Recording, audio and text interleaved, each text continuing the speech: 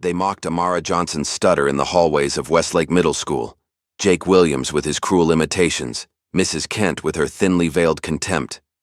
When the dreaded oral presentation assignment was announced, Amara's stomach knotted with familiar dread. But that evening, in her grandmother Eleanor's attic, she discovered a box of classified documents and a photograph of Eleanor in military uniform. "We were codebreakers," her grandmother whispered, eyes distant with memories. Black women who helped win the war, then came home to silence. No textbook mentioned them. No history class honored them. As Amara pieced together her grandmother's secret past at Bletchley Park, she found something unexpected forming within herself. Courage. Eleanor had broken enemy codes under bombs. Perhaps Amara could break through her own barriers, word by stuttered word, until a school, a community, and eventually a nation would be forced to listen to voices history had tried to erase. Just before we get back to it, I'd love to know where you're watching from today. And if you're enjoying these stories, make sure you're subscribed, because tomorrow's special episode is one you definitely don't want to miss. The sun filtered through the thin curtains of Amara Johnson's bedroom, casting a soft golden glow across her determined face. Standing before the mirror, she took a deep breath and gripped the edges of her handwritten note cards. "My name is A.A. Amara Johnson," she began, frowning at her reflection. She closed her eyes, using the technique she'd practiced countless times. Breathe in for 4, hold for 2, exhale for 6. "My name is Amara Johnson." Better.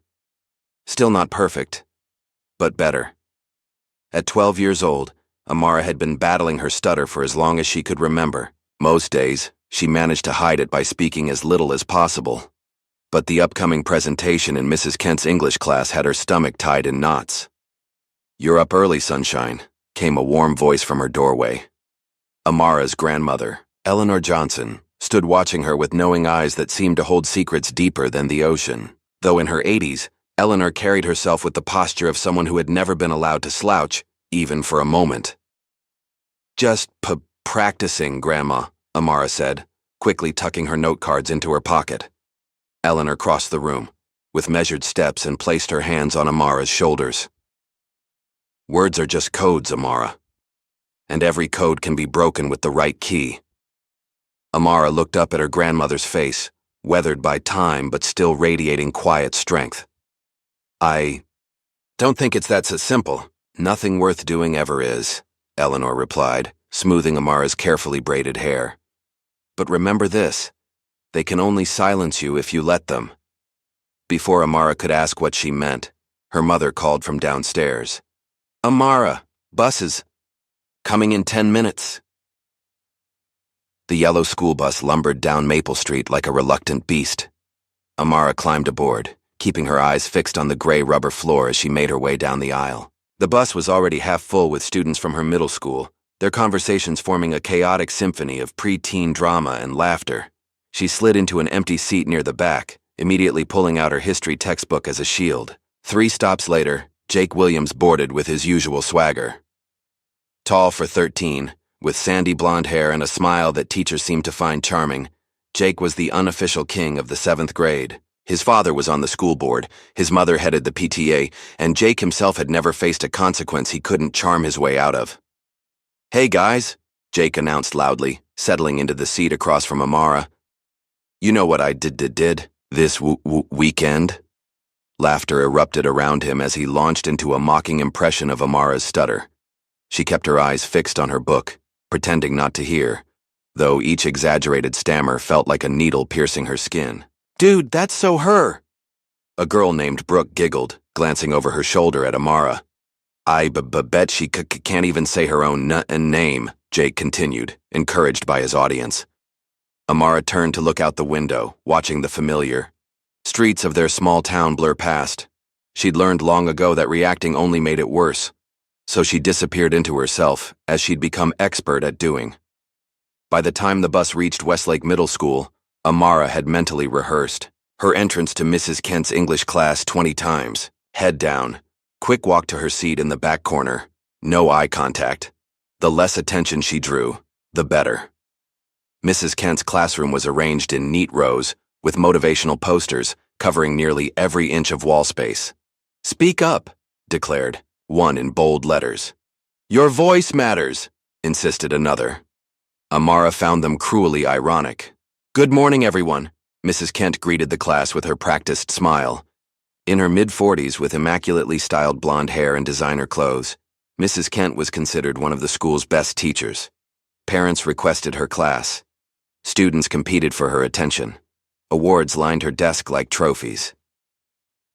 "Before we begin, I'd like to collect yesterday's homework," she announced, striding between the rows with effortless confidence.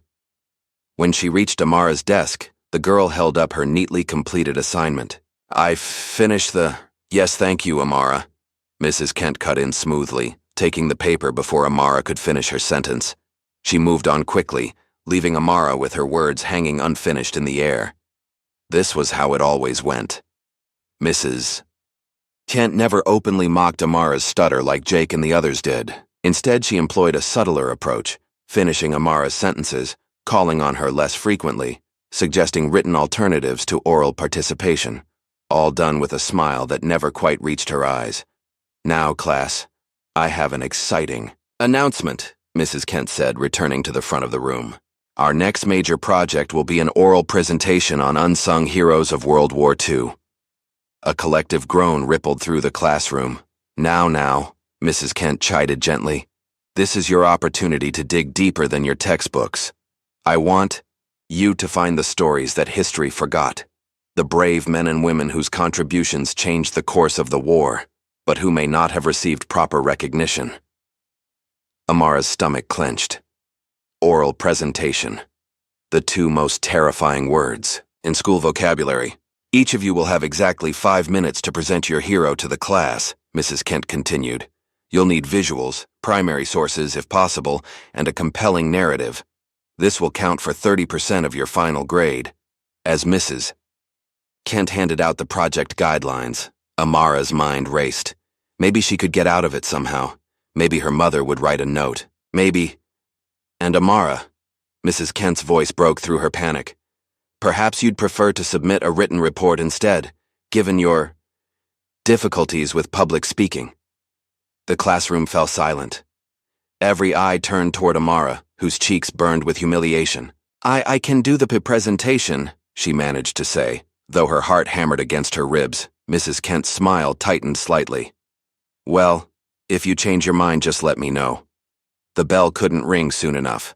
When it finally did, Amara gathered her things quickly, avoiding the snickers and sideways glances from her classmates. She made her way to the cafeteria and found an empty table in the corner where she could eat her lunch in peace, or so she thought. Did you see her face when Mrs. Kent called her out? Brooke's voice carried across the lunchroom. She sat with Jake and their friends just 2 tables away, not bothering to lower her voice. Like, how is she even going to give a presentation when she can't even talk? "Maybe she'll just stand there and stutter for 5 minutes, Jake laughed. "That would be hilarious." Amara pushed her sandwich away, her appetite gone. She pulled out her notebook instead and began brainstorming topics for her presentation. Famous generals? Too obvious. The Navajo code talkers? Everyone would choose them. She needed something unique, something that would make even Jake and Brooke shut up and listen. That evening, Amara found her grandmother in the living room, an old photo album open on her lap. Eleanor rarely spoke about her past, and the family albums were usually kept in the attic, gathering dust. "What are you looking at, Grandma?" Amara asked, settling beside her on the worn sofa. Eleanor's fingers, thin but steady, traced the outline of a black and white photograph. In it, a much younger Eleanor stood with a group of women, all in neat uniforms, outside a grand stone building that looked like it belonged in England. "Just remembering," Eleanor said softly. "Is that from when you lived in England?" Amara asked. She knew her grandmother had spent time overseas during the war, but details were scarce. Eleanor nodded slowly. "It was another life, sweetheart. Another world." "Would you tell me about it?" Amara asked. "I need to do a report on unsung heroes of World War II for school." Eleanor's expression changed subtly, a flicker of something between pride and pain crossing her weathered features. "There are some stories that weren't meant to be told, Amara. Not back then, anyway. Why not? Because, Eleanor said, closing the album carefully. We weren't allowed to talk about it. We signed papers, took oaths. The work we did, it was secret. Amara's curiosity sparked. What kind of work? Eleanor stood up, placing the album on the shelf. Maybe someday you'll understand, but not tonight. It's getting late. But Amara couldn't let it go. The next morning she caught her grandmother, alone in the kitchen before school. "Grandma, I want to do my presentation on you," she said firmly, with barely a stutter. "Whatever you did during the war, that's my topic." Eleanor looked up from her tea, surprised. "Amara, I wasn't a hero. I was just a young woman doing her job." "But you were there," Amara insisted. "You were part of history, and—" She hesitated. "And you're my grandma." Eleanor studied her for a long moment. "What would your teachers say about that?" Amara bit her lip, remembering Mrs. Kent's dismissive attitude. "I don't know, but it's my project, and I get to choose." Later that day, when Amara shared her topic choice with Mrs. Kent, the teacher's response was exactly as she'd feared. "Your grandmother?" Mrs. Kent's perfectly arched eyebrows rose in skepticism. "Let's keep it academic, Amara. Real history. I'm looking for documented heroes, not family stories." From the front row, Jake turned to smirk at Amara. "What did her grandma do? Bake cookies for the soldiers?" he whispered loudly to Brooke, who covered her mouth to stifle a giggle. "My grandmother worked in England during the war," Amara said, forcing the words out as steadily as she could. "She was involved in important work." "I'm sure she was," Mrs. Kent replied, in a tone that suggested the opposite. "But for this assignment, I'd prefer you choose someone with verifiable historical significance." Amara felt heat rising to her face, not from embarrassment this time, but from anger. "She is significant." The class fell silent, shocked by Amara's defiance. Mrs. Kent's smile faltered for a split second before returning, brittle as thin ice. "Well, it's your grade," she said dismissively. "Moving on." That night, Amara sat cross-legged on her grandmother's bedroom floor, a tape recorder between them. It had taken hours of gentle persuasion, but Eleanor had finally agreed to share at least part of her story. "They called us ghosts, Amara," Eleanor began, her voice taking on a distant quality. "Because we were there, doing vital work, but invisible, to history.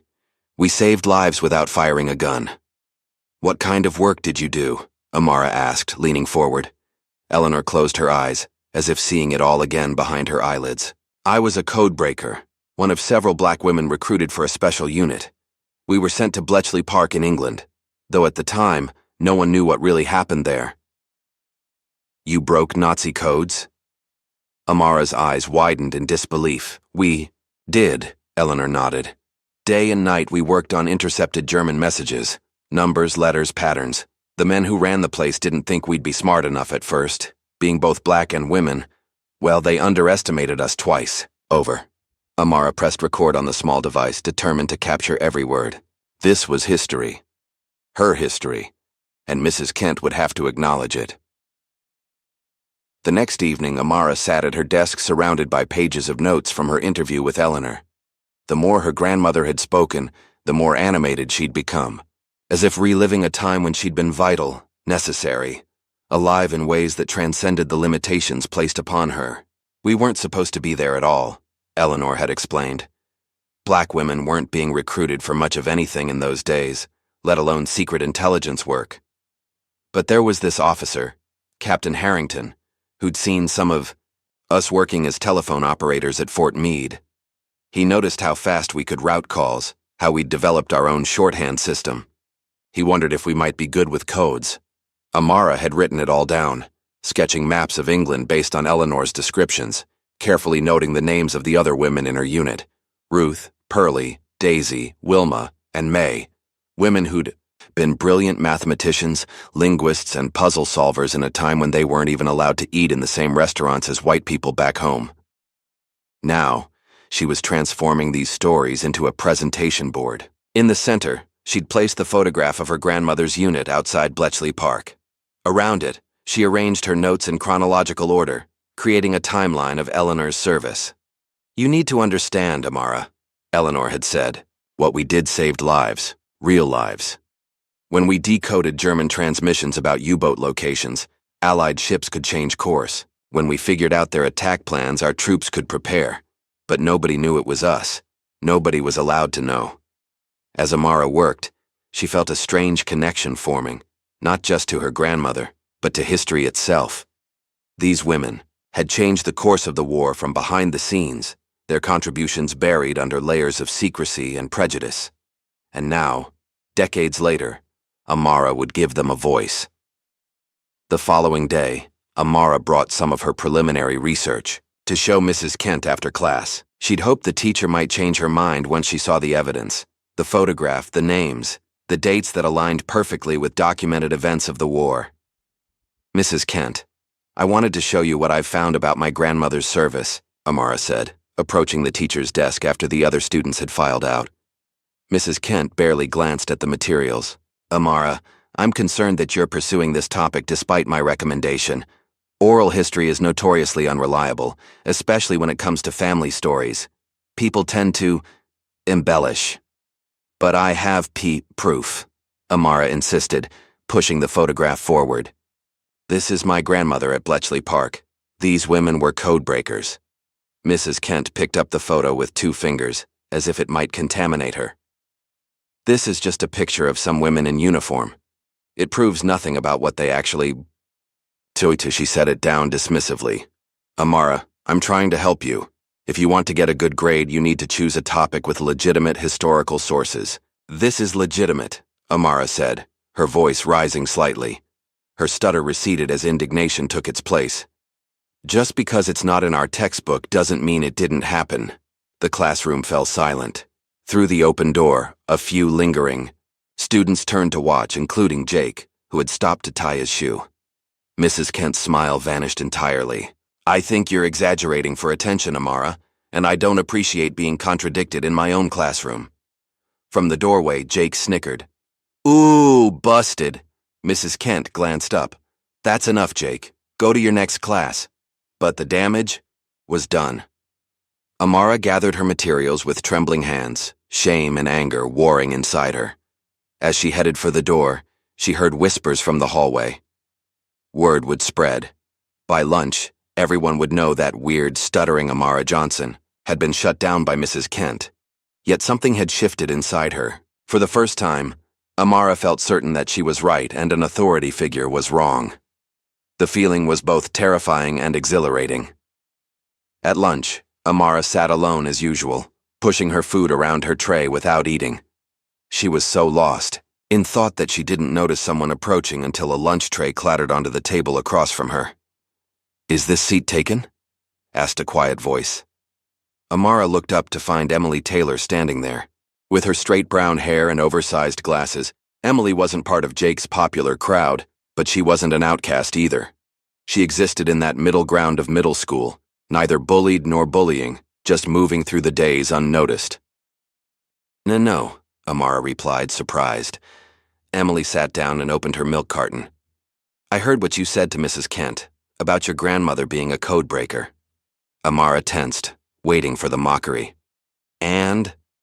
"I think it's cool," Emily said simply. "My grandpa was in the war too. He was on a destroyer in the Pacific. He doesn't talk about it much, but he has all these medals he keeps in a cigar box." Amara blinked, unsure how to respond to this unexpected alliance.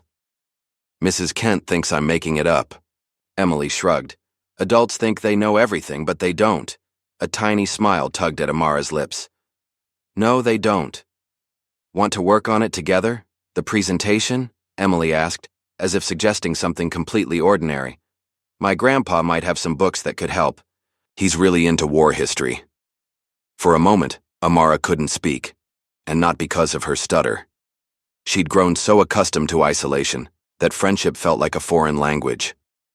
"I'd like that," she finally managed.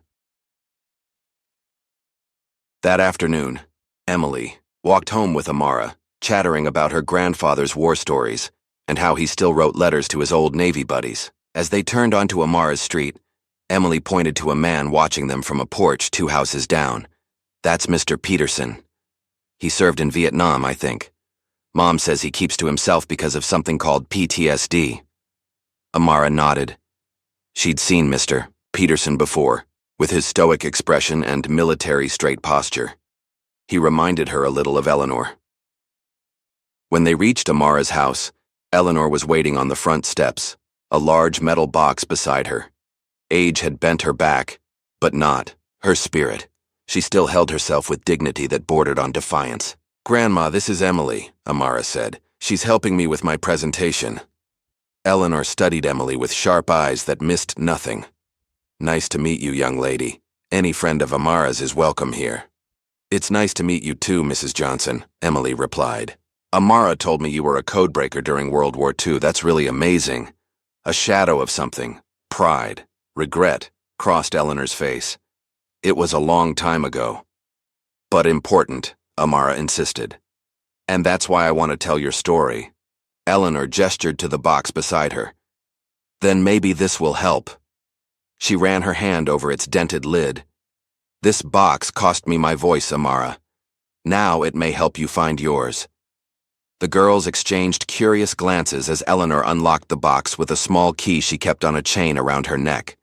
Inside lay a treasure trove of history, photographs yellowed with age, military papers stamped "Top Secret" in faded red ink, a group portrait of black women in uniform with names carefully written on the back, letters from officers praising their work without specifics, and, most startling of all, a handwritten note of commendation signed by Eleanor Roosevelt herself.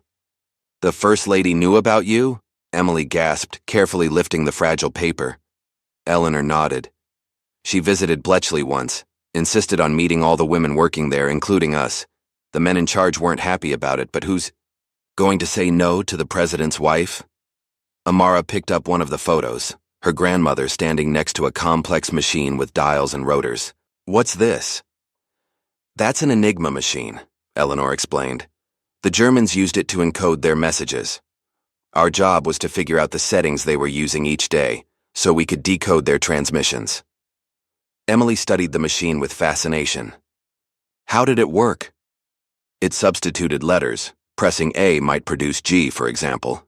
But the settings changed daily, and there were millions of possible combinations. Finding the right one was like—" Eleanor paused, searching for words a 12-year-old would understand. "It was like trying to guess someone's password, but the password was 20 characters long and changed every single day." Amara carefully gathered the most important documents. "Can I make copies of these for my presentation?" "That's why I brought them out," Eleanor said. "It's time people knew the truth." The next day, Amara brought copies of Eleanor's documents to school, confident that even Mrs. Kent couldn't dismiss such concrete evidence. But the teacher's reaction exceeded her worst fears. "These could be anything, Amara," Mrs. Kent said, barely glancing at the papers.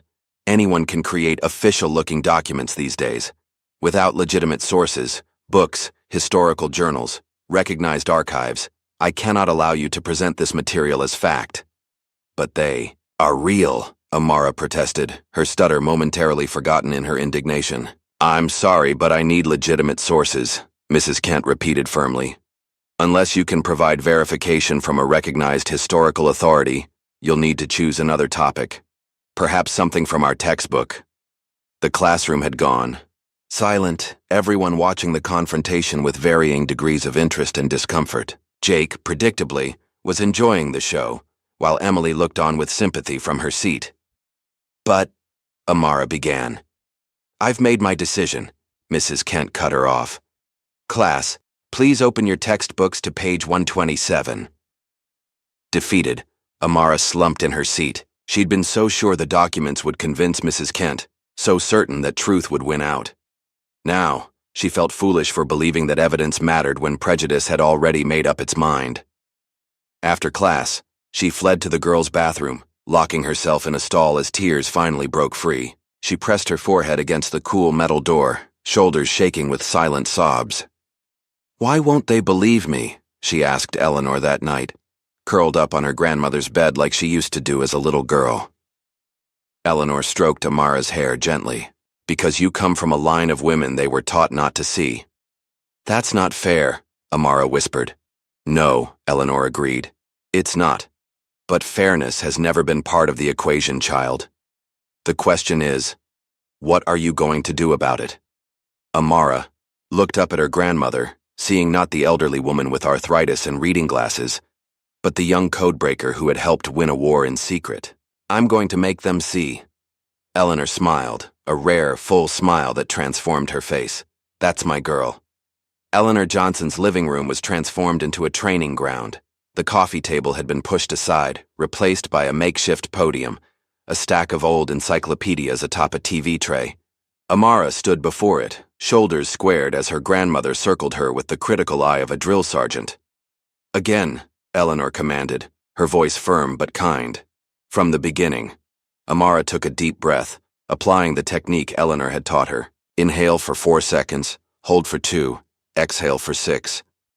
My grandmother Eleanor Johnson was stationed at B. Bletchley Park in 1943. Good, Eleanor nodded. Now remember what I told you about pacing. When you feel a stutter coming, don't fight it. Slow down. Give the word space to form. Bletchley Park, Amara repeated, stretching out each syllable. Bletchley Park. Better, Eleanor smiled. During the war, we had to memorize pages of code sequences. If we hesitated or stumbled, it could cost lives. So we developed methods to control our speech, our breathing, our focus.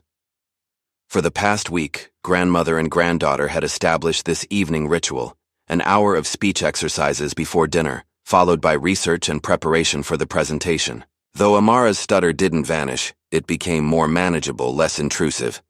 Stand up straight, Eleanor would remind her. When you slouch, you compress your diaphragm. Your words need room to breathe. Or, speak to the back wall, not to your shoes. If they can't hear you, they can't dismiss you. These weren't just speaking tips. They were survival strategies from a woman who'd spent her life fighting to be heard. During one session, as Amara practiced a particularly challenging section about the Enigma machine, Eleanor disappeared into her bedroom and returned wearing an old medallion, a simple bronze disc on a faded ribbon. What's that? Amara asked. Something I earned but was never allowed to wear in public, Eleanor said, placing it around Amara's neck. When you speak, remember who you come from. The weight of the medal against Amara's chest became a talisman, a physical reminder of her purpose.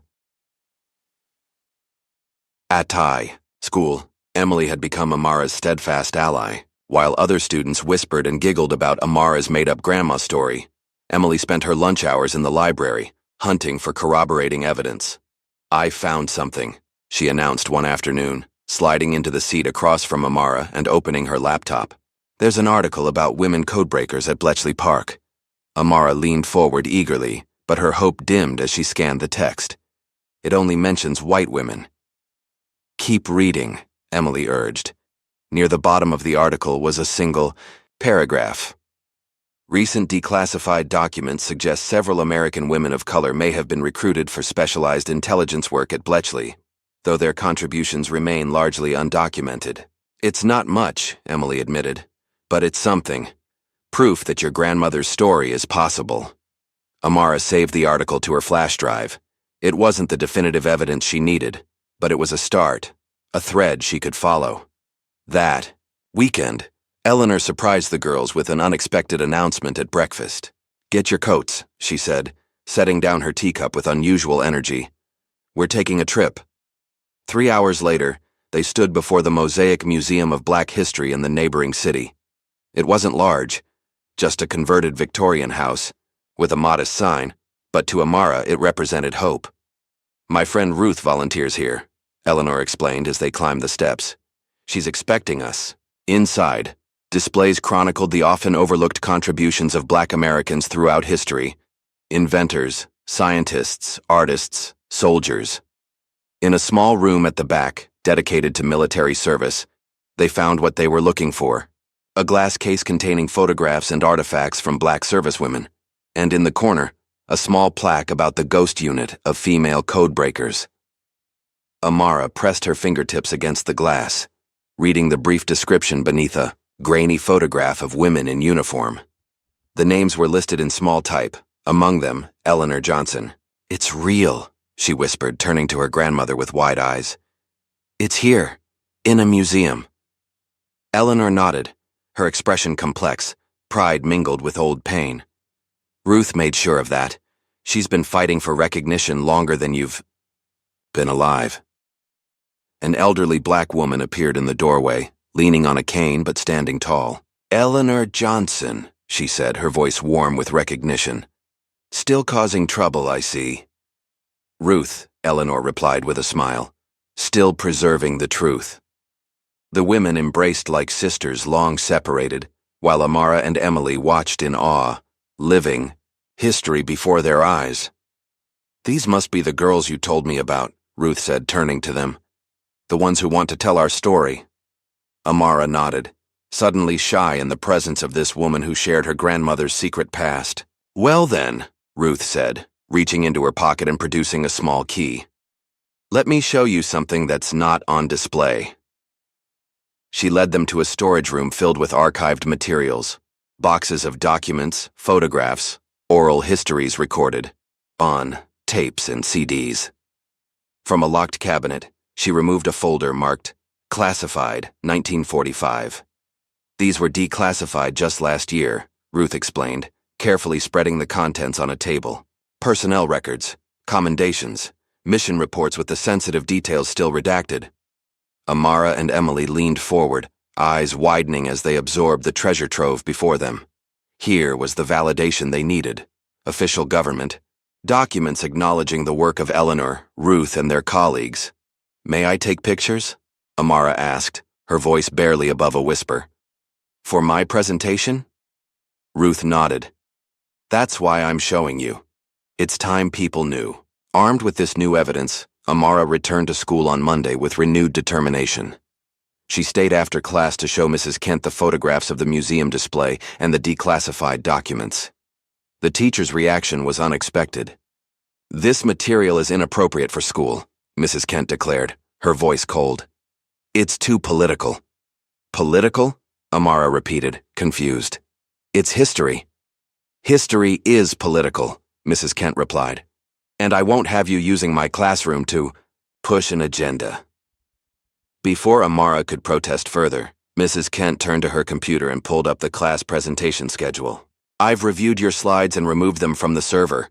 They contained inappropriate political material. You deleted my project? Amara gasped, her stutter returning with the shock. But I've been working on it for weeks. You're welcome. To start over with an appropriate topic, Mrs. Kent said dismissively. Perhaps the Navajo code talkers? At least their contribution is well documented. Stunned, Amara gathered her things and fled the classroom, tears blurring her vision. She nearly collided with the principal, Mr. Davis, in the hallway. Whoa there, he said, steadying her. Everything all right, young lady?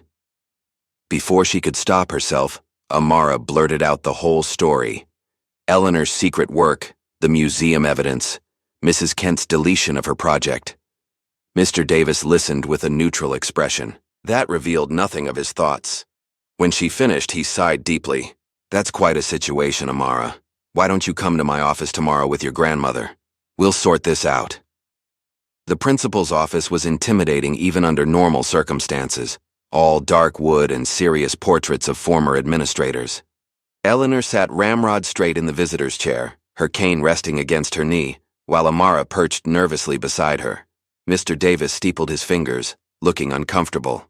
Mrs. Johnson, while I respect your military service, I find myself in a difficult position. Mrs. Kent is one of our most experienced teachers, and she has the right to determine appropriate classroom content. Does appropriate mean truthful, Mr. Davis? Eleanor asked quietly. Or convenient? The principal shifted in his seat. We try to avoid controversial topics that might offend some families. And black women helping win a war is offensive? Eleanor's voice remained calm, but her eyes flashed with decades of contained anger. That's not what Mr. Davis began. My granddaughter found my story worthy of telling, Eleanor continued. She's done the research, verified the facts. What more do you require? Mr. Davis cleared his throat. As a compromise, I'll allow Amara to give her presentation, provided it doesn't offend anyone. History often offends those who'd rather forget it, Eleanor replied, rising from her chair with dignity. But my granddaughter will present the truth, respectfully and accurately. Nothing more, nothing less. As they left the office, Amara whispered, "What does that mean? How can I not offend people?" Eleanor squeezed her hand. "You don't have to be loud, baby. You just have to be true." The victory felt hollow when Amara discovered what awaited her the next day. Her locker had been plastered with crude drawings of a girl with an exaggerated stutter, speech bubbles filled with jumbled letters. And worse, her backup flash drive was missing. "It was Jake," Emily said with certainty when Amara told her. "I saw him hanging around your locker before first period." The confirmation came at lunch, when students began passing around their phones, laughing at something on their screens. Amara didn't need to look to know what it was. She could hear her own voice, recorded during one of her practice sessions, played back with mocking commentary. Such a stupid story," Jake's voice narrated over the recording of Amara practicing her presentation. "My grandma was a secret agent." "Yeah, right." The video had been posted to the school's unofficial social media group. Within hours, it had spread to every student in their grade. Amara fled to the bathroom, locking herself in a stall as the tears came. All the progress, all the confidence she'd built over the past weeks, it felt shattered. How could she stand in front of the class now, knowing they'd all seen the video? How could she face Jake's smirking face, Mrs. Kent's cold dismissal? She reached for her phone, ready to text her mother to pick her up, to beg to stay home tomorrow and every day after. But her fingers hovered over the screen as Eleanor's words echoed in her mind. "You don't have to be loud. You just have to be true." That night, Amara sat on the edge of Eleanor's bed, the weight of tomorrow's presentation pressing down on her. "I can't do it, Grandma," she whispered. "Not after the video. Everyone will laugh." Eleanor took Amara's, hands in hers, the young, smooth fingers entwined with old, weathered ones. "Let me tell you something I've never told anyone, not even your mother." She reached for an old leather-bound journal from her nightstand drawer. "This is the whole story, the parts I couldn't tell you before." As midnight approached, Eleanor revealed the final pieces of her past, how she and her unit had intercepted and decoded a Nazi transmission detailing plans to bomb a civilian shelter in London. How they'd worked through the night, breaking the complex new cipher. How their discovery had saved thousands of lives, but the credit had gone to their white male supervisors. "We were written out of the story," Eleanor said, her voice steady despite the pain behind her words. "Our records buried, our recognition denied, but we knew the truth." Amara looked up from the journal, tears streaming down her face. "That's why this matters so much." "It's not about medals or glory," Eleanor replied. "It's about truth, about being seen." She closed the journal and placed it in Amara's hands. "Now you know everything. The question is, what will you do with it?" Amara sat silent for a long moment, then straightened her shoulders. "Then let's make them listen." She texted Emily, who arrived 30 minutes later with her laptop. Together, they worked through the night, rebuilding the presentation from scratch. No slides were left on the school server to be deleted. No flash drive to be stolen. Everything was backed up to Emily's cloud account, accessible from any computer. As dawn broke, they finished the final touches. A presentation that no one, not even Mrs. Kent, could deny. The morning of the presentations arrived cold and gray, matching Amara's churning stomach. She'd barely slept, running through her speech in her mind until the words blurred together. Eleanor's medal hung heavy around her neck, hidden beneath her sweater. "You'll do fine," her mother assured her at breakfast, though the worry in her eyes betrayed her own doubts. "Just remember to breathe." "And remember who you are," Eleanor added, squeezing Amara's hand. "You come from strong stock." The school hallways seemed longer than usual, the fluorescent lights harsher. Students whispered as Amara passed, some snickering behind their hands, others watching with curious eyes. The video had done its damage. She was more of a spectacle than ever. Emily met her at her locker, laptop clutched to her chest. "Everything's ready," she said with forced cheerfulness. "I double-checked all the links this morning." Mrs. Kent's classroom was buzzing with nervous energy when they arrived. Presentation. Day always heightened anxiety, but today the tension was thicker, more personal. Everyone knew about the conflict between Amara and Mrs. Kent. Everyone had seen Jake's video. The air crackled with anticipation of drama. "Good morning, class," Mrs. Kent greeted them with her usual polished smile. "Today we begin our presentations on the unsung heroes of World War II. I'm sure you've all prepared thoroughly." Her gaze lingered on Amara with the barest hint of a challenge. "We'll go in alphabetical order by last name. That means Sarah Adams will start, followed by Tyler Bennett." Amara sat rigidly through the first few presentations, formulaic reports about generals and soldiers, culled from textbooks and Wikipedia. When Tyler finished his lackluster speech about Navajo code talkers, Mrs. Kent consulted her list. Next would be Zach Harris, but he's absent today. So, Amara Johnson. The room fell silent as Amara made her way to the front, clutching her note cards in trembling hands. Emily gave her a thumbs up from her seat, while Jake leaned back with a smirk, clearly anticipating entertainment. Amara placed her notes on the podium and looked up at her classmates. 25 faces stared back, some bored, some curious, some openly hostile. Behind them, Mrs. Kent watched with narrowed eyes, pen poised over her grading rubric. "Tea today," Amara began, her voice barely audible. "I want to tell you about someone history tried to forget." A titter ran through the room. Jake mimicked her, Stutter with an exaggerated expression, drawing stifled laughs from his friends. Amara's chest tightened. She couldn't do this. She couldn't. Her fingers found Eleanor's medal beneath her sweater. She closed her eyes, remembering the photograph of her grandmother standing tall among her unit. Remembering the journal entries, describing nights spent breaking impossible codes while bombs fell outside. She took a deep breath. 4 counts in, 2 counts hold, 6 counts out. "In 1943, she continued, her voice steadier, a group of Black American women were secretly recruited for a special mission. They were mathematicians, linguists, and puzzle solvers, chosen for their exceptional minds in a time when their country barely acknowledged their humanity." The room grew quieter as Emily connected her laptop to the projector. On the screen appeared the photograph from the museum. 6 Black women in military uniforms standing before Bletchley Park. My grandmother, Eleanor Johnson, was one of these women. They were codebreakers, assigned to Bletchley Park in England, the central site for Allied code-breaking during World War II.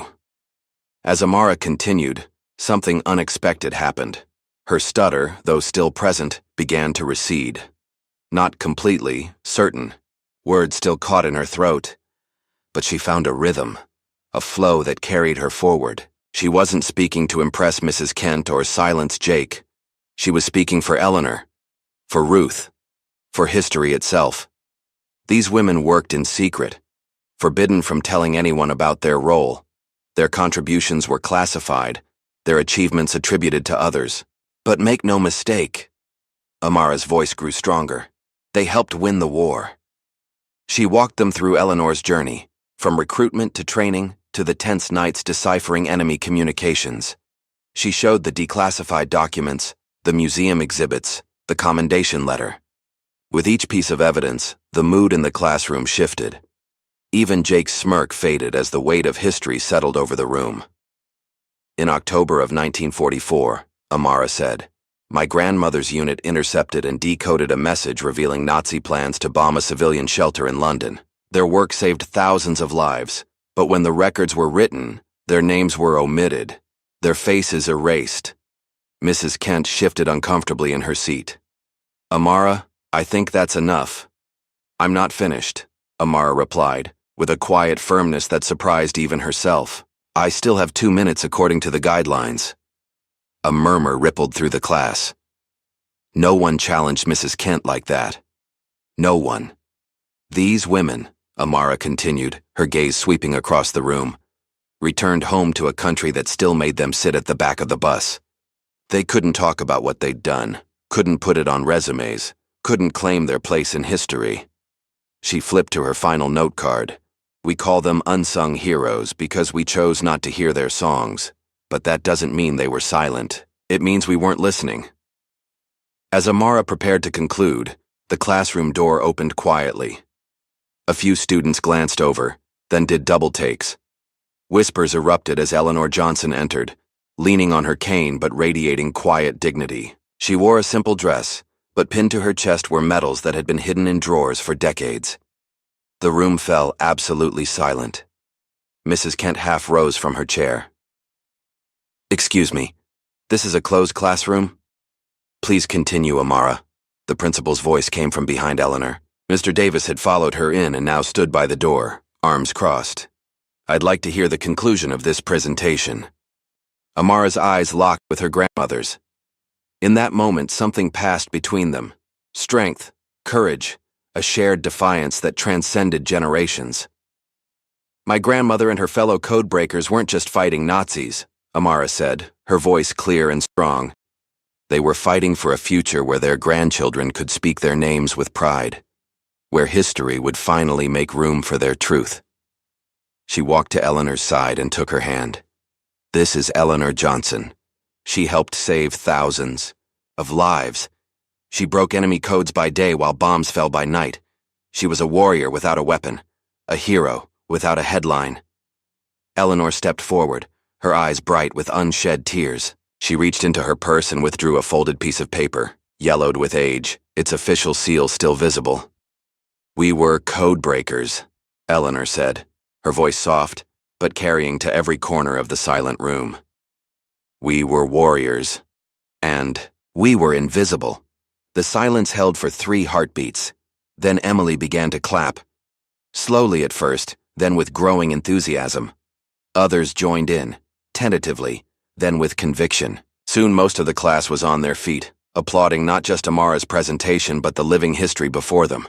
Jake remained seated, his expression unreadable. Next to him, Brooke wiped a tear from her cheek, clearly moved despite herself. Only Mrs. Kent seemed unmoved, her face flushed with anger or embarrassment or perhaps both. She gathered her papers with sharp, jerky movements. "Thank you, Amara," she said, her voice tight. "That was unconventional. We'll move on to the next presenter." "Actually," Mr. Davis interjected, "I think we should take a moment to ask Mrs. Johnson some questions. It's not every day we have the opportunity to speak with someone who made history." Mrs. Kent's smile vanished completely. "I need to step out for a moment," she announced. "Class, please behave until I return." She brushed past Mr. Davis and disappeared into the hallway, the click of her heels fading rapidly. In her absence, the classroom transformed. Students crowded around Eleanor, asking questions that Amara would have never imagined them caring about just days ago. "Did you ever see Hitler's actual messages? Were you scared of being caught by spies? How did you keep the secret for so long?" Eleanor answered each question with patience and grace, occasionally glancing at Amara with pride shining in her eyes. This wasn't just validation of her past, it was witnessing her granddaughter find her voice in the present. As the impromptu Q&A continued, a boy Amara barely knew raised his hand. "I'm sorry about the video," he said quietly. "Jake made it, but we all watched it. That wasn't right." Others nodded in agreement, shame evident on several faces. Near the back of the group, Jake himself stood awkwardly, hands shoved in his pockets. When he finally spoke, his voice lacked its usual swagger. "Your grandmother is pretty cool," he admitted grudgingly. "I didn't know black women did stuff like that back then." "There's a lot we don't know," Amara replied, meeting his eyes directly. For the first time, her stutter was still there, hovering at the edges of her words, but it no longer defined her. "Maybe we should start listening better." As the bell rang, signaling the end of class, students lingered, reluctant to leave the presence of living history. Mr. Davis finally shooed them toward their next classes, promising that Mrs. Johnson would visit again soon for a proper assembly. In the suddenly empty classroom, Amara exhaled deeply, releasing weeks of tension. She had done it. She had stood her ground, told the truth, and made them listen. "You did good, child," Eleanor said softly, squeezing her hand. "You did real good." "We did it together," Amara replied. As they gathered their things to leave, Amara noticed a sheet of paper on Mrs. Kent's desk, her grading rubric for the presentations. Next to Amara's name was a single question mark. No grade, no comments, just the symbol of a system confronted with a truth it wasn't prepared to acknowledge. Amara left it there, untouched. Some validation couldn't be measured in letters or numbers. Some victories transcended grades. In the hallway, Emily waited with a grin that threatened to split her face. "That was amazing. You should have seen Mrs. Kent's face when your grandmother walked in. I thought she was going to faint." "Where did she go?" Amara asked, suddenly realizing the teacher hadn't returned. "I heard she went straight to the principal's office," Emily whispered. "But Mr. Davis was with us, so—" Mr. Davis approached them, his expression a careful neutral. "Mrs. Johnson, Amara, thank you for an educational morning. I think we all learned something important today." "And what might that be, Mr. Davis?" Eleanor asked, fixing him with a look that had probably intimidated far more imposing men. He cleared his throat. "That history isn't always what we think it is, and that sometimes the most important stories are the ones we haven't heard yet." They walked toward the exit. Amara's world felt fundamentally changed.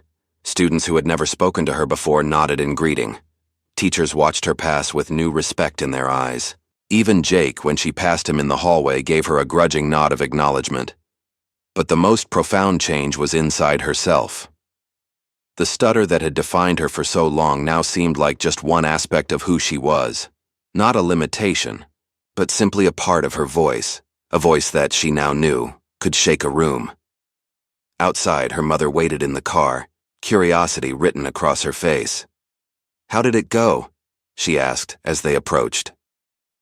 Amara and Eleanor exchanged a look, years of shared history and newly forged connection passing between them. "Let's just say," Eleanor replied with a smile, "they finally heard us." By lunchtime, the video had spread throughout Westlake Middle School. Not Jake's cruel mockery of Amara's stutter, but a new one. Amara standing tall beside her grandmother, their voices united across generations. Someone had recorded Eleanor's entrance and her powerful words. "We were codebreakers, we were warriors, and we were invisible." Amara sat in the cafeteria, surrounded by classmates for the first time. Emily beamed beside her, fielding questions, when Amara's voice grew tired. "Is it true they weren't allowed to tell anyone?" asked Zoe, a quiet girl who usually sat with the art crowd. Amara nodded. "They signed the Official Secrets Act. Breaking it meant prison." "That's messed up," said Derek, a boy Amara had barely spoken to before today. "They help win the war and get treated like that." As the conversation flowed around her, Amara caught sight of Jake across the cafeteria. He sat with his usual group, but something had shifted. The confident swagger was diminished, his laughter less certain.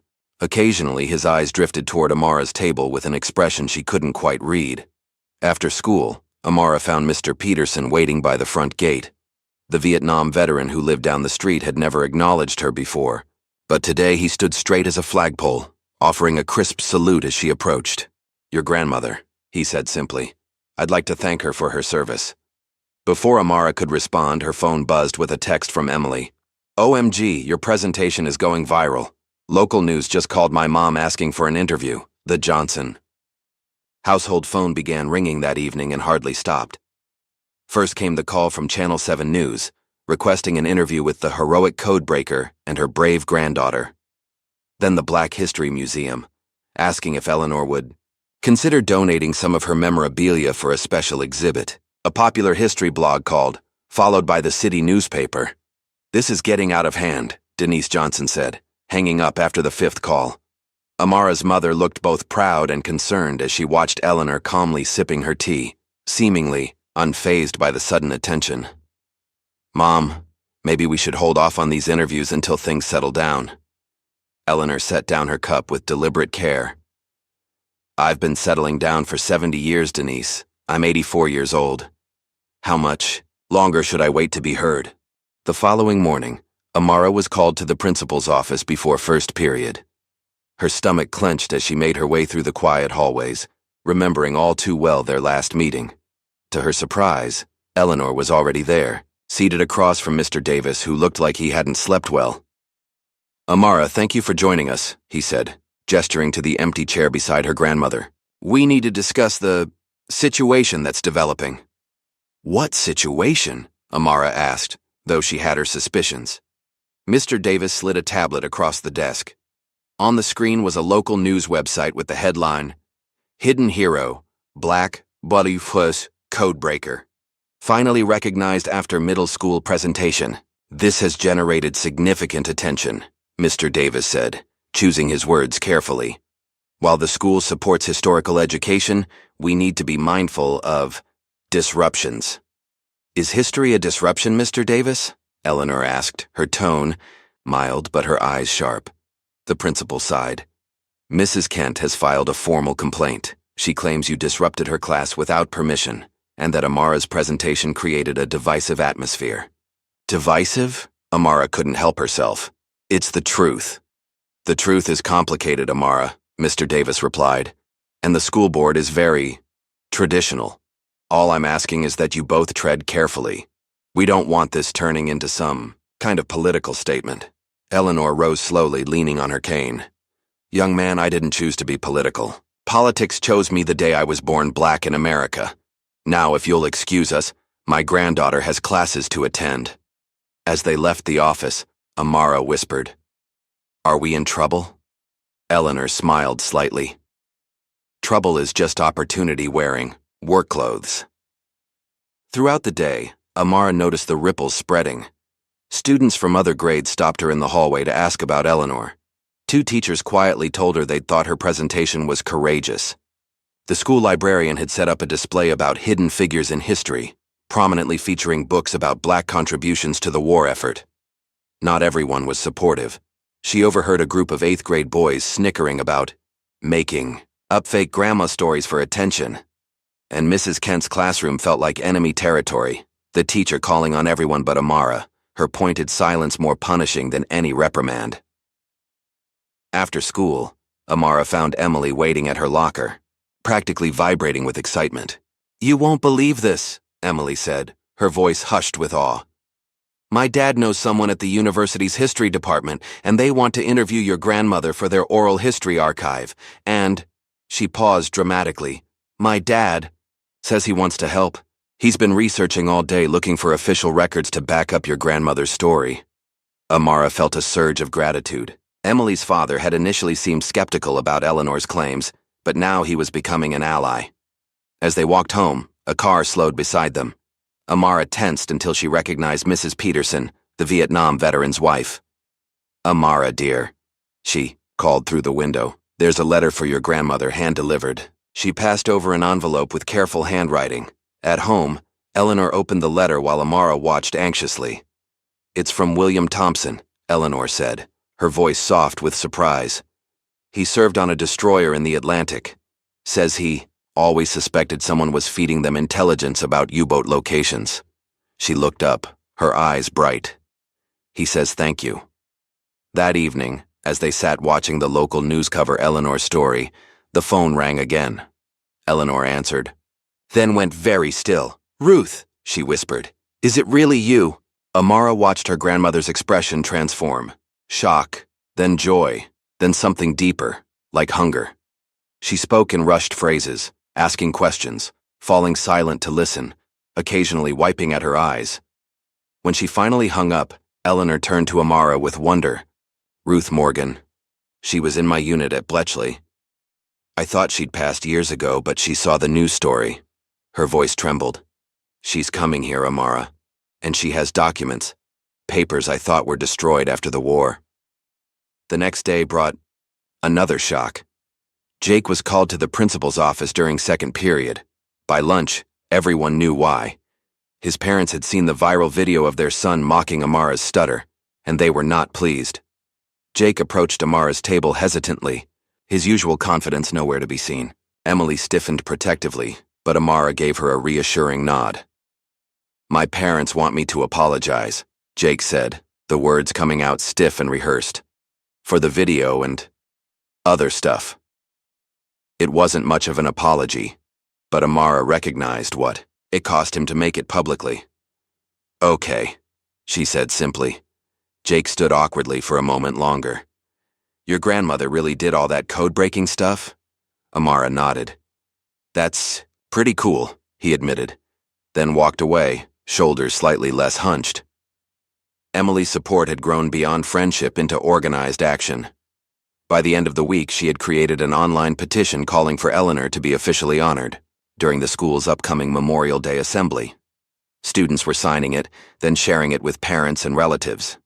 Veterans who'd seen the news were adding their names. The count had already passed 200. "We're making history," Emily told Amara breathlessly as they updated the petition page during lunch. "Your grandmother deserves this." Not everyone agreed. A group of parents, led by Frank Wilson, father of an 8th grader and known for his conservative views, had started calling school board members. They claimed the school was pushing revisionist history and liberal propaganda by elevating Eleanor's story. "It's not in the textbooks for a reason," Mr. Wilson was overheard saying in the school parking lot. "If we start changing history to make everyone feel good, where does it end?" The division grew sharper when an anonymous email arrived in the principal's inbox. Somehow, Amara never discovered who sent it. Someone had uncovered Mrs. Kent's personnel file from her previous school. The sealed record contained 3 separate complaints of discriminatory behavior toward minority students. Mr. Davis called an emergency faculty meeting that afternoon. Through the grapevine, Amara learned that Mrs. Kent had stormed out halfway through, her face flushed with anger or shame. The tension built throughout the week, culminating in the announcement of a special school board meeting. The agenda: deciding whether Eleanor Johnson should be honored at the upcoming Memorial Day assembly or banned from campus for disruptive behavior. The stakes had never been higher. The Sunday before the school board meeting, Amara sat cross-legged on Eleanor's bed as her grandmother opened a worn leather album she'd never shown anyone before. Inside were not just photographs and documents, but memories Eleanor had locked away for decades. "This was our quarters at Bletchley," Eleanor said, pointing to a sparse dormitory room with 6 narrow beds. "We were segregated even there. White. Women had nicer accommodations closer to the main building." She turned the page to reveal a group of women, black and white, working together at rows of desks covered with papers. But when the work got hard and the pressure was on, they needed all hands. Bombing raids didn't care about color. Eleanor's fingers trembled slightly as she reached a photograph of a young white officer in British uniform.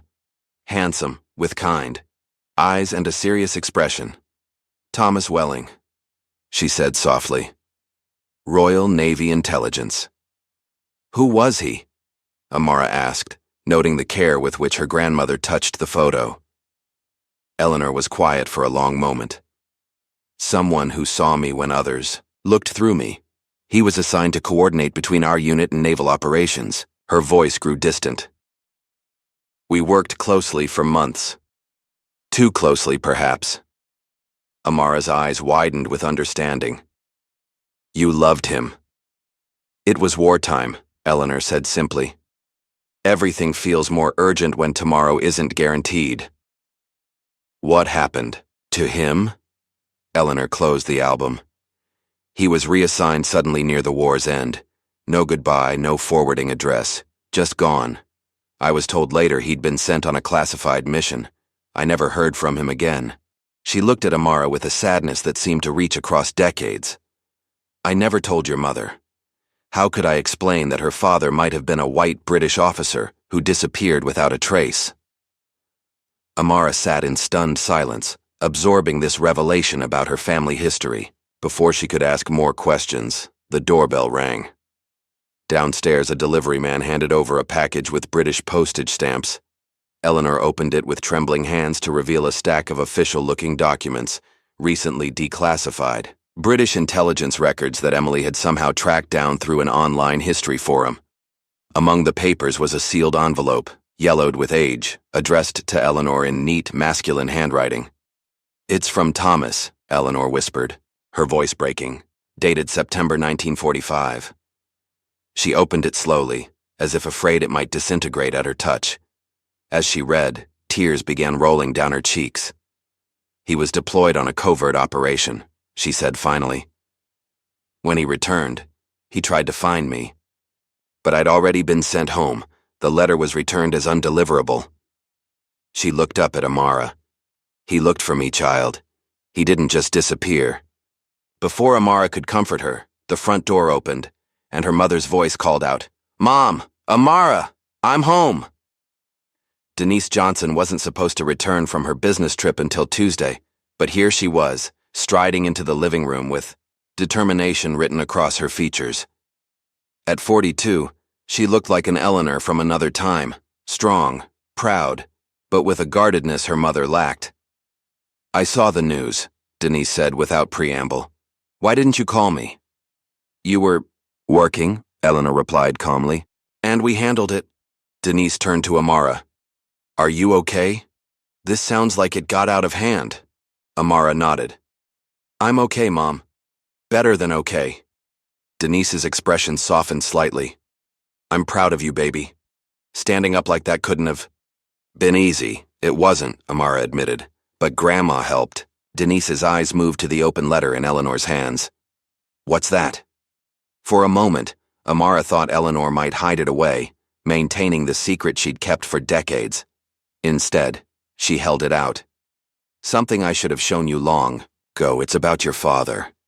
The tension that had always existed between mother and daughter, a subtle distance Amara had never understood, suddenly made sense. Denise had grown up without knowing her father's identity, and Eleanor had buried the truth so deeply that even mentioning the war became painful. As Denise read the letter, her composed exterior cracked. "All this time," she whispered. "Why didn't you tell me?" "At first because I couldn't," Eleanor replied. "Later, because I didn't know how." The two women looked at each other across years of unspoken history. Then slowly, Denise moved to sit beside her mother, their shoulders touching, in a rare moment of physical connection. "I wish I'd known him," Denise said finally. "He would have loved you," Eleanor replied. "He was a good man." The following day brought another unexpected arrival. Ruth Morgan, now in her 80s like Eleanor but still sharp-eyed and formidable, arrived in a taxi from the airport. The reunion of the two former codebreakers was emotional, decades of separation dissolving in tears and laughter and half-finished sentences that only they understood. "I brought everything," Ruth said, patting her large handbag. Everything they didn't manage to classify or destroy. Together, Eleanor and Ruth spread their collected evidence across the dining room table: photographs, commendations, technical notes on decryption methods, and personal journals kept despite regulations forbidding them. "This will help at the board meeting," Amara said, carefully organizing the materials. Ruth's expression darkened. "I heard about that. Still fighting the same battles after all these years." "Some wars never really end," Eleanor replied. That evening, they received another unwelcome surprise. Mrs. Kent had spoken at a hastily organized PTA meeting, framing Eleanor's recognition as a political agenda being forced on our children. "We must protect our children from unnecessary guilt about the past," she had reportedly said, her words carefully chosen to avoid overt racism while stoking parental fears. Eleanor received the news with a grim lack of surprise. "I've heard that song before," she said. "Different lyrics, same tune." As Ruth and Eleanor sat together reviewing their documents, Ruth began sharing stories she'd never told, about women in their unit who had died over the years, taking their secrets to the grave. Women who had suffered strokes, heart attacks, cancer, all without public recognition of their service. "Dorothy had the funeral of a school cafeteria worker," Ruth said bitterly. "Not a war hero. Pearlie died alone in a nursing home where no one knew she'd helped sink a Nazi battleship by decoding its position." Eleanor's composure finally broke. Decades of pent-up grief and anger poured out as she wept in Ruth's arms. "We should have fought harder," she sobbed. "Should have made them hear us." Amara watched from the doorway, witnessing her grandmother's strength and vulnerability intertwined. This wasn't just about a school presentation anymore. This was about justice delayed for too long. Emily's petition had exploded overnight, reaching 3,000 signatures and growing. Local veterans had signed, then shared it with their networks. Former students, community leaders, and even a state senator had added their names. News outlets were now regularly calling for updates, and the school board couldn't ignore the mounting pressure. But with recognition came backlash. The morning before the board meeting, Amara opened her locker to find a note slipped through the vents. "Go back to silence." She showed it to Eleanor, who increased security around the house without comment. She'd seen this before, the pushback that always came when comfortable narratives were challenged. That night, Amara practiced her speech for the board meeting in front of her family, Ruth and Emily. She had grown more confident over the past weeks, her stutter less pronounced though still present. "I'm nervous," she admitted when she finished. "Good," Eleanor said. "Nervous means you care. But remember, this time, they'll listen." Later, as the house grew quiet, Eleanor found Amara sitting alone on the back porch, staring at the stars. "Can't sleep?" she asked, easing down beside her. Amara shook her head. "What if we lose tomorrow? What if the board sides with Mrs. Kent?" Eleanor was quiet for a long moment. "Then we keep fighting, just like we did during the war, one message at a time, one code at a time." She took Amara's hand in hers. "I never wanted to be seen, you know. I just didn't want us erased. But now I know. Your voice is stronger than I ever let mine be, because of you," Amara said. Eleanor smiled gently. "No, child, despite me. I kept my silence too long. You're braver than I ever was." They sat together under the vast sky, grandmother and granddaughter, connected by blood and history, and something stronger, the courage to speak truth whatever the cost. The school board meeting was scheduled for 7 p.m., but by 6:15 the parking lot was already overflowing. Cars lined the surrounding streets and a steady stream of people made their way toward the middle school auditorium. Amara watched from the back seat of her mother's car, anxiety tightening her chest. "There are so many people," she whispered. Eleanor, sitting beside her in a dress she usually reserved for church, patted her hand. "Truth draws a crowd, child." As they approached the entrance, they spotted two distinct groups gathering. On one side, supporters held handmade signs, "Honor our hidden heroes," and "Black history is American history." On the other, a smaller but vocal group carried messages, like "Keep politics out of schools and stick to the textbooks." Inside, the auditorium hummed with tension. The school board members, 5 men and 2 women, all white except for one black woman, sat at a long table on the stage, shuffling papers and whispering among themselves. Mr. Davis hovered nearby, looking increasingly uncomfortable as the crowd swelled beyond the room's normal capacity. Emily waved frantically from the 3rd row, where she'd saved seats. Her father, Dr. Taylor, sat beside her, his academic's demeanor contrasting with Emily's, barely contained excitement. "The petition hit 3,500 signatures an hour ago," Emily whispered, as Amara slid in beside her. "And look." She pointed toward the back where camera crews from 2 local news stations were setting up. "They're covering it live." Amara scanned the packed room. Teachers sat in clusters, some offering encouraging smiles, others carefully neutral. Students had come with their parents, including several from Amara's class. Even Jake was there, slouched, between his well-dressed parents, looking like he'd rather be anywhere else. Mrs. Kent sat in the front row, ramrod straight, a folder of papers clutched in her manicured hands. Beside her was Frank Wilson, whose son had never been in Amara's class, but who had appointed himself the leader of the opposition. At precisely 7 the board president, a silver-haired man named Richard Blackwell, tapped his microphone. "This special meeting of the Westlake School Board will come to order. We're here to address the matter of," he consulted his notes, "appropriate recognition of historical figures within our curriculum and school events." The careful wording wasn't lost on Amara. They were already framing this as a curriculum issue, not a matter of truth or justice. "We'll begin with statements from the parties directly involved," Mr. Blackwell continued. "Mrs. Kent, as the teacher, who raised concerns, you may speak first." Mrs. Kent approached the podium with the confidence of someone used to authority. Her voice, when she spoke, carried the same measured tones she used in class, but with an underlying edge Amara had never heard before. "Board members, fellow educators, parents, I come before you not to deny history, but to protect the educational integrity of our school. What began as a student presentation has spiraled into a situation that threatens to politicize our classrooms." She looked directly at Amara for the first time that evening.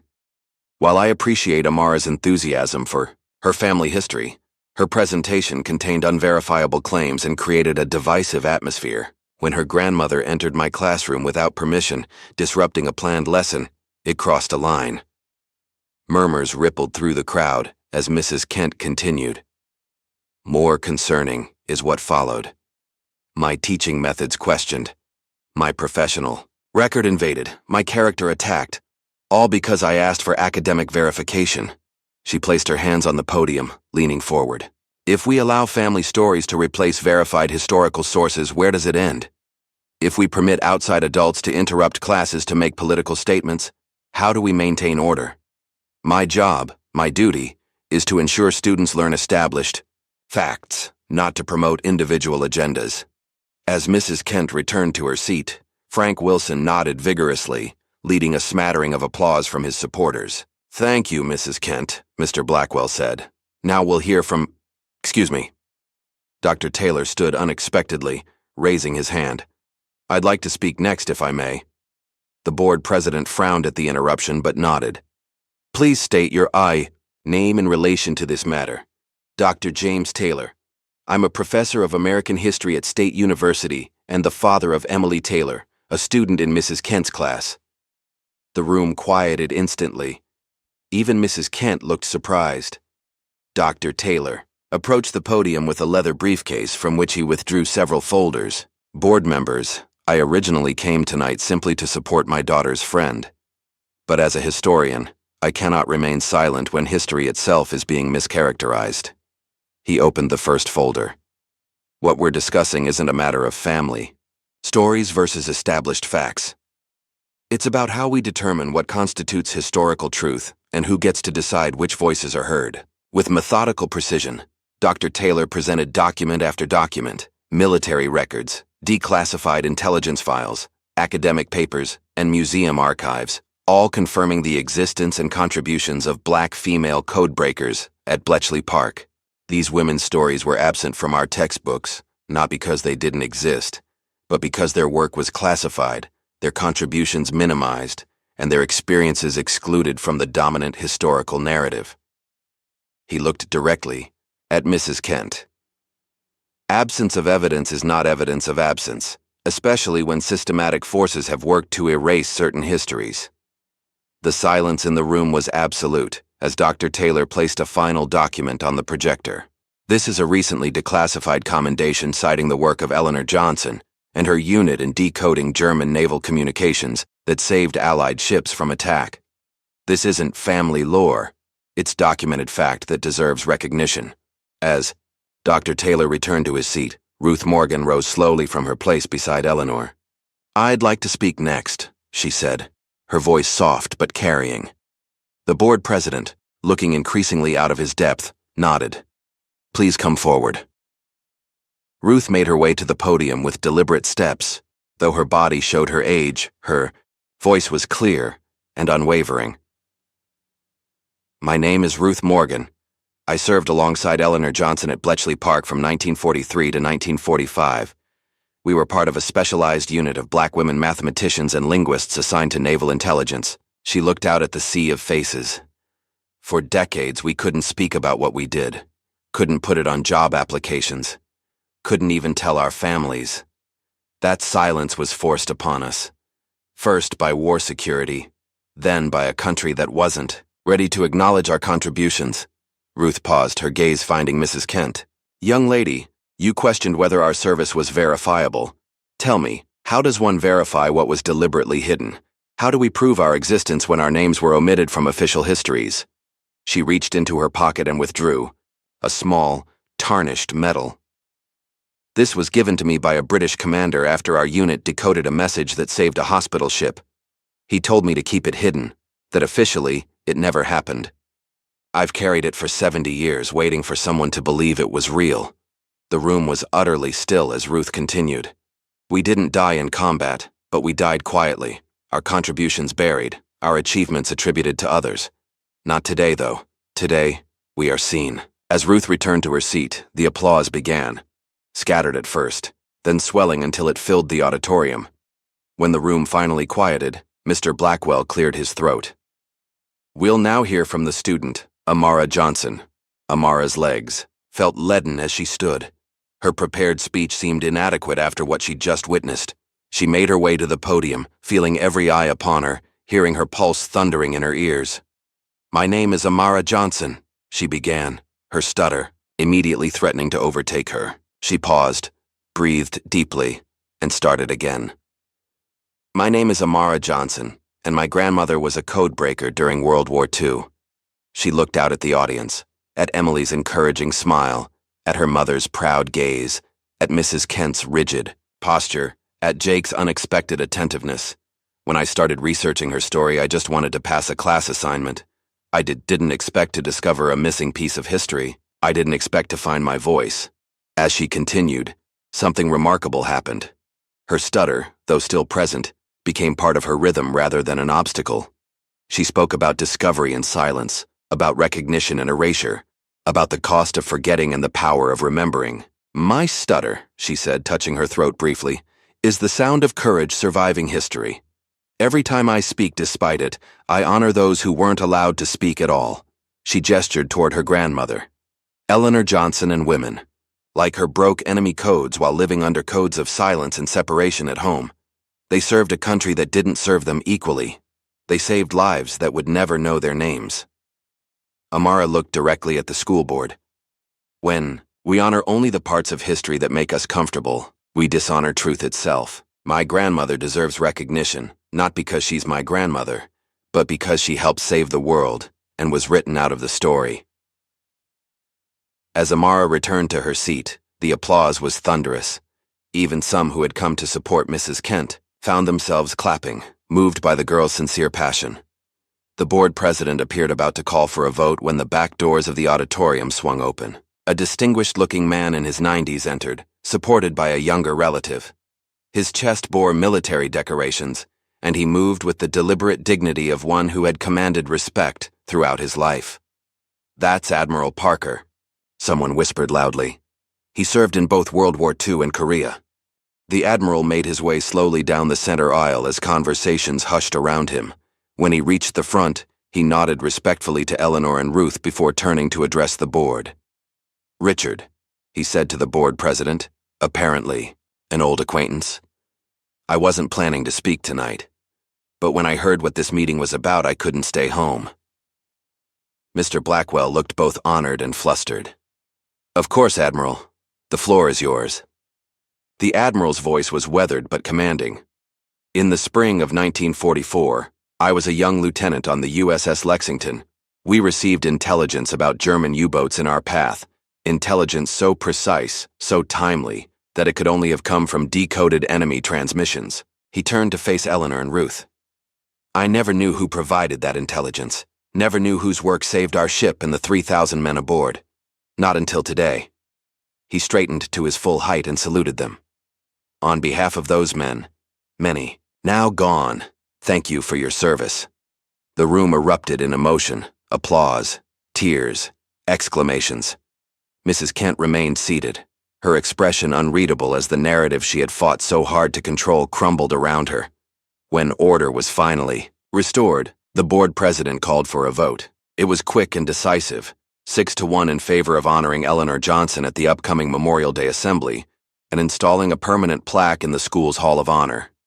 Mrs. Kent gathered her papers and walked out before the vote was even formally recorded, her heels clicking sharply on the auditorium floor. She never returned to teach at Westlake Middle School.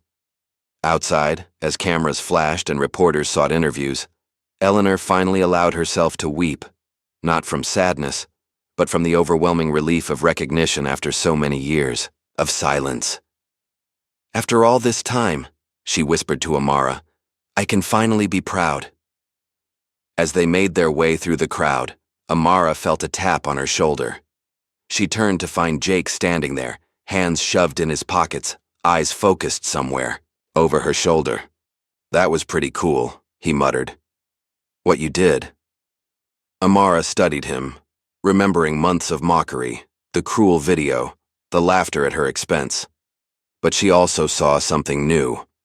A boy struggling to acknowledge he'd been wrong. I was wrong. About your grandma, he continued awkwardly. And about you. He shifted his weight, finally meeting her eyes. Can I help? With the assembly thing? I'm good with computers and stuff. Amara considered for a moment, then nodded once. Yes. It wasn't forgiveness exactly, Not yet. But it was a beginning. As they walked toward the parking lot, Eleanor's phone rang, an unusual occurrence at this hour.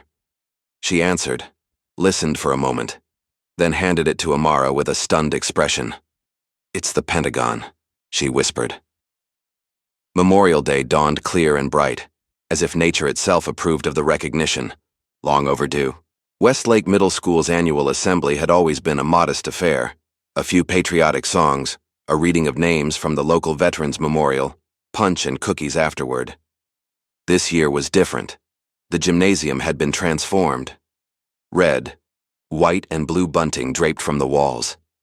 A professional sound system replaced the usual crackling microphone. The bleachers were filled not just with students, but with community members, veterans, and media representatives. Backstage, Amara helped adjust Eleanor's corsage, a purple heart flower surrounded by baby's breath. In the week since the board meeting, Eleanor had become something of a local celebrity. The Pentagon had invited her to Washington for a formal recognition ceremony later in the summer. A documentary filmmaker had begun interviewing her and Ruth for a project about forgotten heroes, and most surprisingly, 3 other women from their Bletchley Park unit had been located, all still living, all with stories to tell. "Are you nervous, Grandma?" Amara asked, noting Eleanor's trembling hands. "Not nervous," Eleanor replied. "Just wishing some who aren't here could see this day."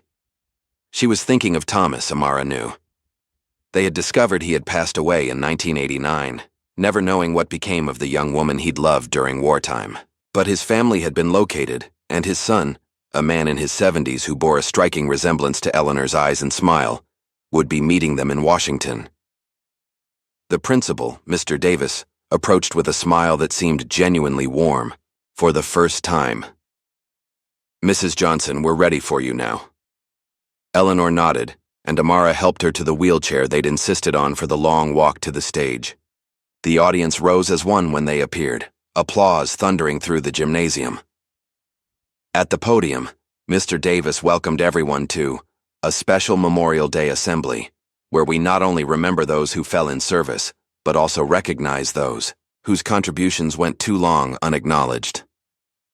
Eleanor sat in her wheelchair on the stage, dignified in a blue dress with her military pins displayed proudly. Beside her, Ruth Morgan and the 3 other surviving members of their unit, Vivian, Dorothy, and Margaret, formed a line of quiet strength, their combined ages totaling over 400 years of living history.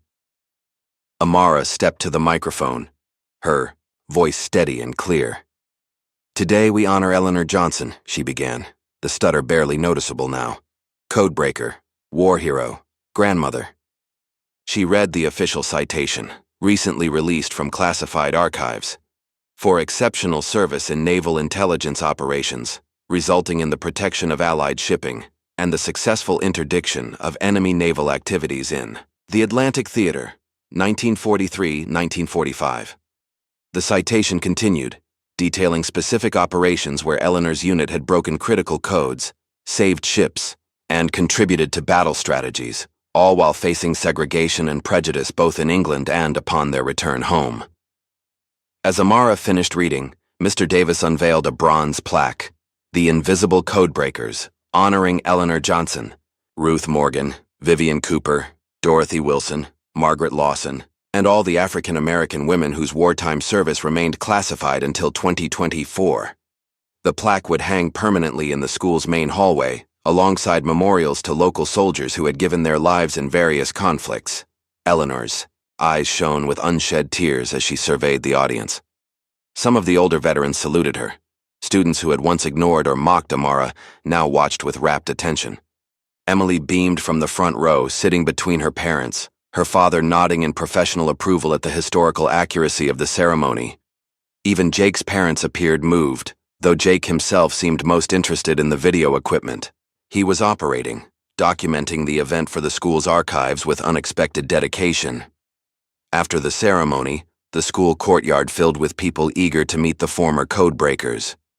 Local reporters circled, seeking interviews. History teachers from other schools asked about classroom visits.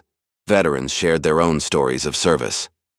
Through it all, Eleanor held court with grace, answering questions with the same sharp, intelligence that had once broken enemy codes. When asked how it felt to finally be recognized, she smiled. "Recognition is nice," she said, "but truth is essential." The media attention snowballed in the days that followed. A local news segment went viral nationally. Historians began reaching out.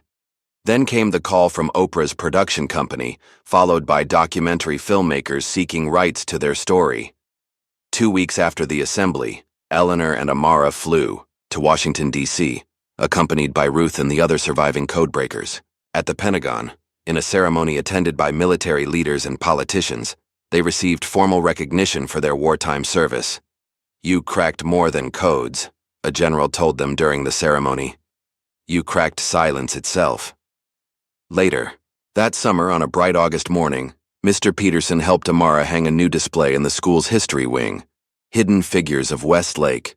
It featured photographs and stories of local residents whose contributions to history had gone unrecognized, beginning with Eleanor and her unit, but expanding to include others whose stories were now emerging from the shadows. Mrs. Kent never returned to Westlake Middle School. A brief letter of resignation cited irreconcilable differences in educational philosophy and blamed political correctness for undermining traditional historical education. Few mourned her departure. In her place came Ms. Lawson, a young, Black history teacher whose approach to the curriculum included multiple perspectives and encouraged students to research beyond their textbooks. Her first assignment for the new school year: find a hidden hero in your own family or community. Emily, inspired by her role in Eleanor's recognition, founded a school club called Historical Justice Project. Their mission: to uncover and document overlooked contributions to local and national history, particularly from marginalized communities. Jake, surprisingly, became one of the club's most dedicated members. His expertise with video equipment proved valuable as they recorded oral histories from elderly residents. The boy who had once mocked difference now helped preserve it for posterity. As for Amara, her stutter remained, but it no longer defined her. In the fall of 8th grade, she entered her essay, "The Code They Couldn't Break," in a national young historians competition. It traced not just Eleanor's wartime service, but the systematic forces that had kept such stories from being told, and the courage required to break that silence. When she won first place, she traveled to New York to accept the award, standing before an audience of historians and educators, with quiet confidence. "History isn't just what happened," she told them, her voice strong despite the occasional stutter. "It's also what we choose to remember, what we choose to honor, and what we choose to teach." On Eleanor's 85th birthday, 3 generations of Johnson women gathered in the living room that had once served as Amara's speech training ground. Denise, who had grown closer to her mother since learning the truth about her father, presented Eleanor with a framed family tree, now complete, with Thomas Welling's branch and connections to his British descendants, who had welcomed them with open arms. "Thank you," Denise said simply, embracing her mother, "for finally telling me the truth." Eleanor's eyes misted as she traced the connected lines of heritage. "Truth takes time," she replied, "but it always finds its way home." Years later, when Eleanor passed away peacefully in her sleep at the age of 92, hundreds attended her funeral. Military honors were rendered. Flags flew at half-staff throughout the town. Her obituary appeared not just in local papers, but in national publications, recounting her service, her breaking of barriers, and her late-in-life recognition. Amara, now a poised young woman in college, stood at the podium to deliver the eulogy. Her voice was clear and strong, the stutter still present but worn now like a badge of honor rather than a burden. "My grandmother taught me that silence isn't peace," she said, looking out at the gathered mourners. "And now, I will never be silent again." As she spoke, she fingered the tarnished medallion around her neck, Eleanor's secret commendation, now passed to her. Not just a piece of metal, but a tangible reminder of courage, of persistence, of truth that refuses to remain buried. In the WWII, back of the church, Jake, now a journalism student focused on historical documentation, recorded her words. Emily, pre-law with a focus on civil rights, wiped tears from behind her glasses. Together, They represented the ripple effect of one girl's courage and one woman's long-delayed recognition. The legacy of Eleanor Johnson lived on, not just in museums and history books where her story now appeared, but in the voices of those who had learned from her that history belongs to those brave enough to reclaim it, that justice delayed is not justice denied, and that every voice, no matter how it sounds, deserves to be heard. What voice within you remains unheard, waiting to change the world? If Eleanor and Amara's journey touched your heart, like this video, subscribe for more untold stories, and share to help others find the courage to break their own silences.